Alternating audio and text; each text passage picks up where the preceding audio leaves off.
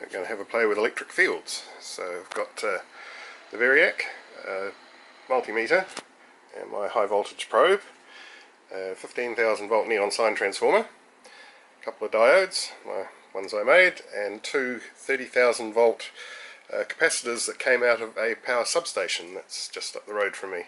Got about 20 of these, I think.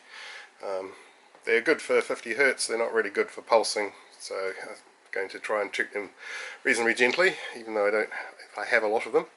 Then my 65,000 volt capable capacitor there, just supposedly for smoothing, but I think there's enough leakage just because all of these sharp edges and everything, it's emitting corona all over the show. But basically the diodes and the capacitors form a simple voltage doubler, so this diode will shunt all of the negative to this end of this capacitor, and the other one shunts all of the positive to the other end, and 15,000 volts rectified is about 21,000 volts, minus losses I get about minus 20,000 in this end and plus 20 in that end, which is connected through to these plates. So this one will be minus 20,000, this will be plus for about 40,000 difference.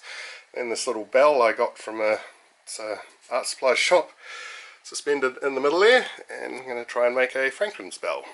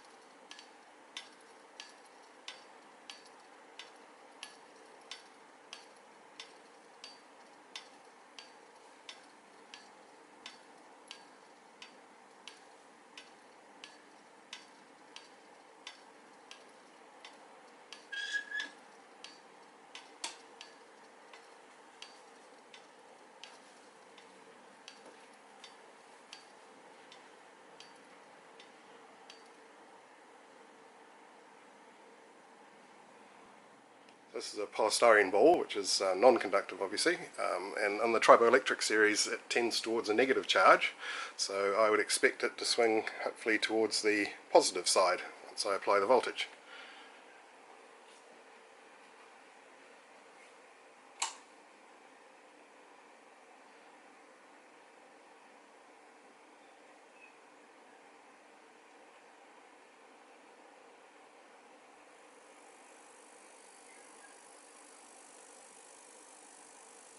That's only about 15,000 volts, and you can see it's already starting to be affected.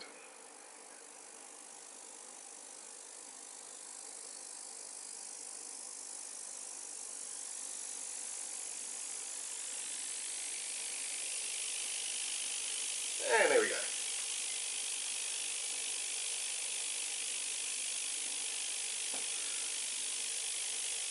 And if we remove the voltage,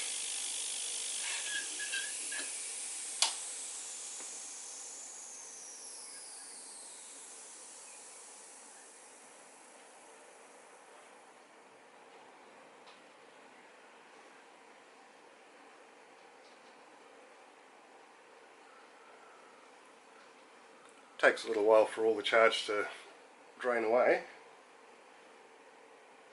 About 8,000 volts now.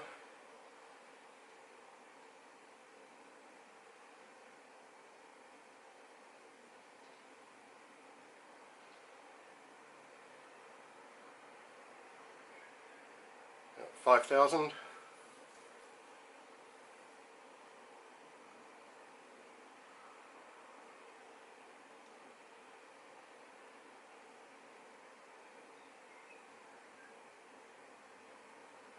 and that was about 2000 volts it let go.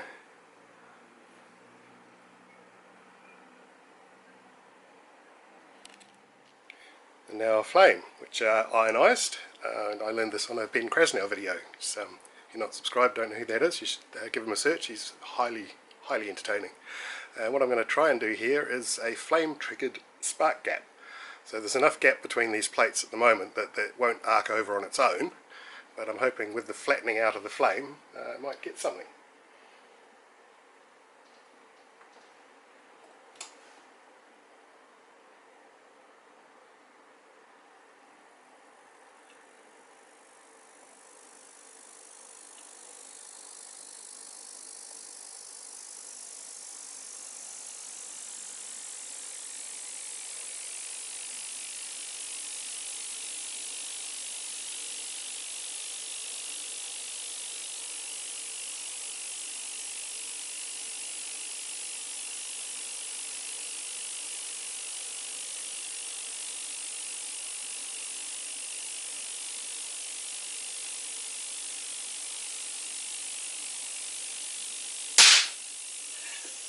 Woohoo!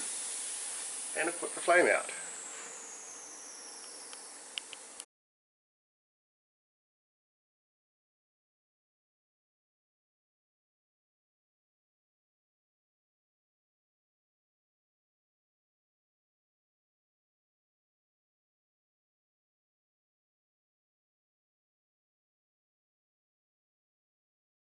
Okay, this time a motor of sorts. So I've got the positive end connected to the rotor here. I just use my 3D printer to make some jigs to bend these wires all the same, and then set them out. The 10-cent coin, and there's a copper washer that I got at 9-10 that just happened to fit together quite well. And they're all just soldered on there, and a bit of adjustments so that it's nice and flat and seems to be reasonably balanced. I did try this with the negative end connected to this, and it did not work, which surprised me. I thought it would work in either direction, as I thought that it was the corona discharge from the end of these spikes that imparted the momentum, but it seems that it's actually electrons hitting it, so it has to be the positive end there and the electrons go in, and electrons have mass, and I guess that the momentum is imparted onto the rotor and around it goes. Initially I actually got it going without the negative end involved at all, but after a few runs it just wouldn't start, and I have found that it runs much better if I have the negative here with this nice thin plate. It's got a nice sharp edge on it, and basically I guess that allows lots of electrons to be free in here, and away it goes.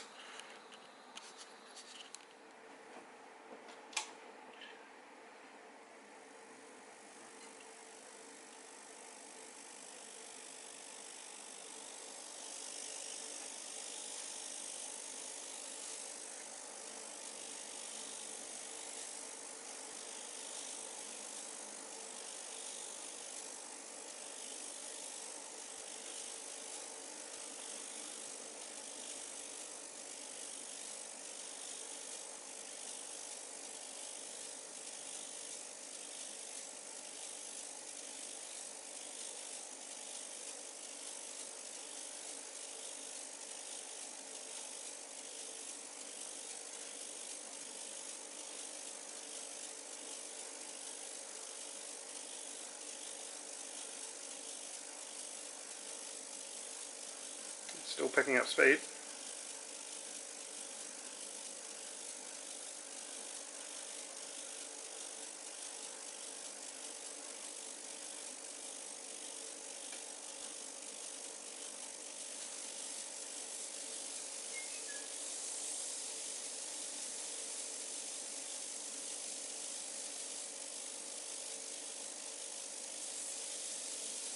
Oh, it's spinning pretty well. Actually wish I had a tachometer.